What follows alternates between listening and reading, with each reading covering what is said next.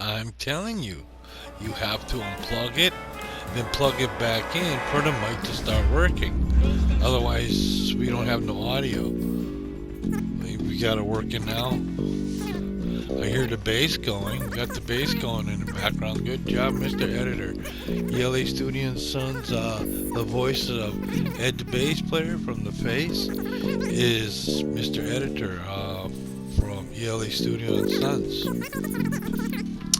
And he's playing the guitar that he learned on that he uses as the voice for Ed the bass player, which was basically the inspiration for Ed the bass player, which ended up being a drawing and then a painting, and that is where the idea for the face came about.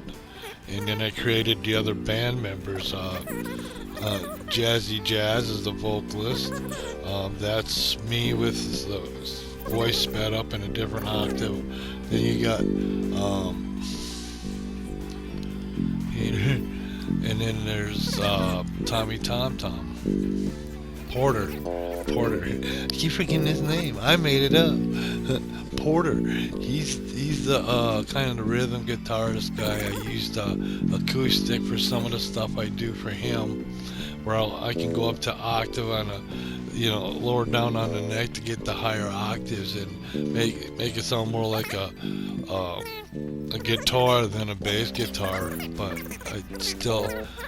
I can't play a six string because the strings are so close together and my fingers aren't long enough. I don't have the length, so playing the bass works a little better because I've only got the four strings. It takes a little bit more pressure to put on the strings because they're bigger strings. But over the years, I've learned to actually do a little bit with the bass guitar. I can get a little bit of rhythm going. My next step now is to hook it up with the drums so I can get a good drum track going along with the bass track going, and just have the two working together, and then that can create some awesome stuff for the background. And that's mostly what I'm doing now is get some practice in by creating these different riffs and soundtracks and bringing them in and using them in videos here. So like I said, this last one I said was the guitar that we use for Ed's bass player, and that's what you hear in the background now playing is I had taken this clip, put it together, put it in Share Factory where I got to the bass track set, and then I just popped the clip in, and so if I would pop this clip out and put another one in, it'd be the same bass track until I change it or until I do a redo of it. And I'll get down, I'll put the acoustic up again, and I'll do some picking and granted playing my bass. I like bass. It works well with drums, and part of the reason I picked up the drums is I thought it'd help as a bass player, getting the feel of the rhythm and hooking up with bass drum and with the other drum. But I can remember back in middle school when I was in band, one of my friends was a drummer, and I always envied not being able to play the drums. And for the longest time, I said, no, I can't play the drums. I'm not ambidextrous. My left hand just downright sucks. It does whatever it wants to. I can't get it to do what I want it to do. The right hand's not too bad. I can do some pretty good stuff. But over the years and the time, I got to figuring out that, hey, maybe I can play the drums. So when Phil Ed offered to buy a set of drums, I said, yes, let's do it. So I bought a kit, and then I got another kit from a friend that sold me his when he was making room for the young child coming along. And I combined the two kits into one, so I got two bass drums. I have I have four toms, and then I have two floor toms. I have two hi-hats.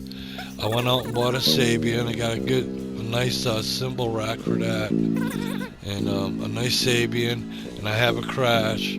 So I have a good, and then I also have a milk can.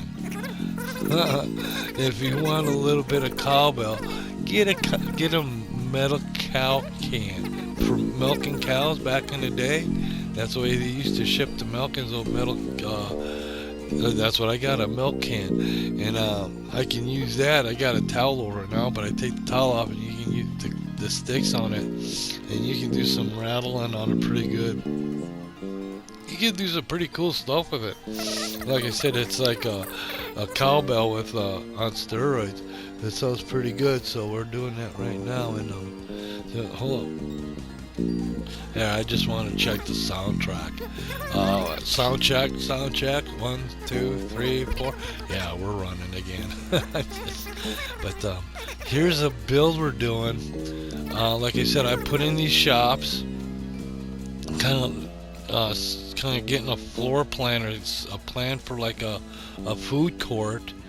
So I have some food. There's hot dogs, which I think that's Taz dogs, I called it. Then there's some Grizzlies food or something like that. I'll have to look, I don't remember.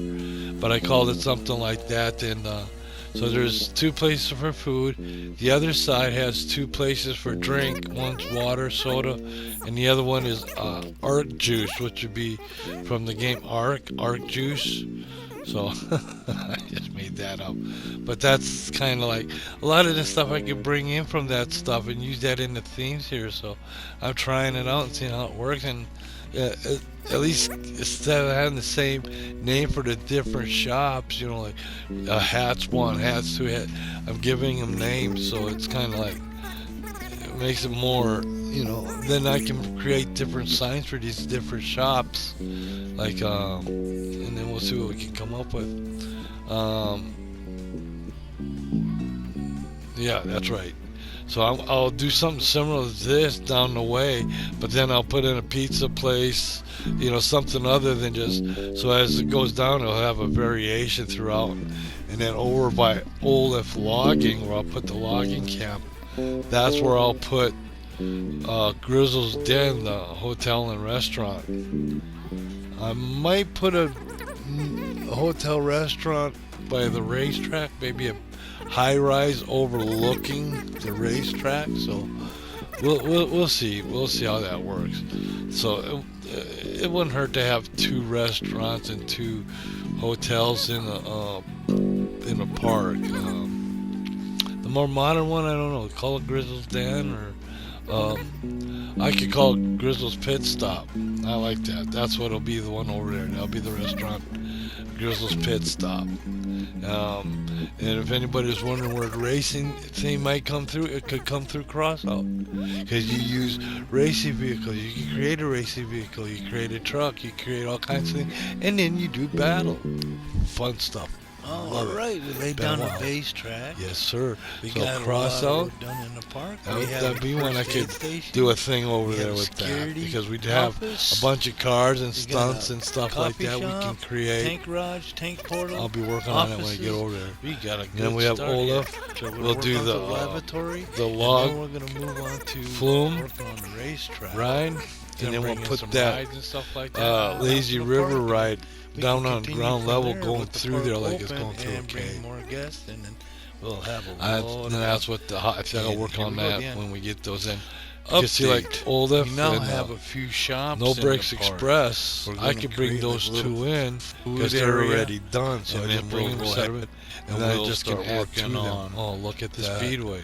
In That the lit up meantime, good. we'll have some base. See, I'm learning how to use background. these lights now too. I had to trim some of this. And it creates a different atmosphere, a so we different can look at night. Make it fit at the Oh, cool. 1430.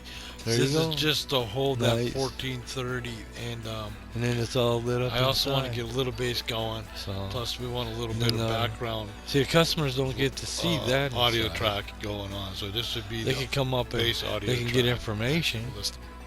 I wanted to get an echo. Did I do it? No. Oh, we're gonna have to. No, you didn't get edit the echo. this. Okay. We, Thank you for we, listening. we abandoned that idea a while back. What I did is I had the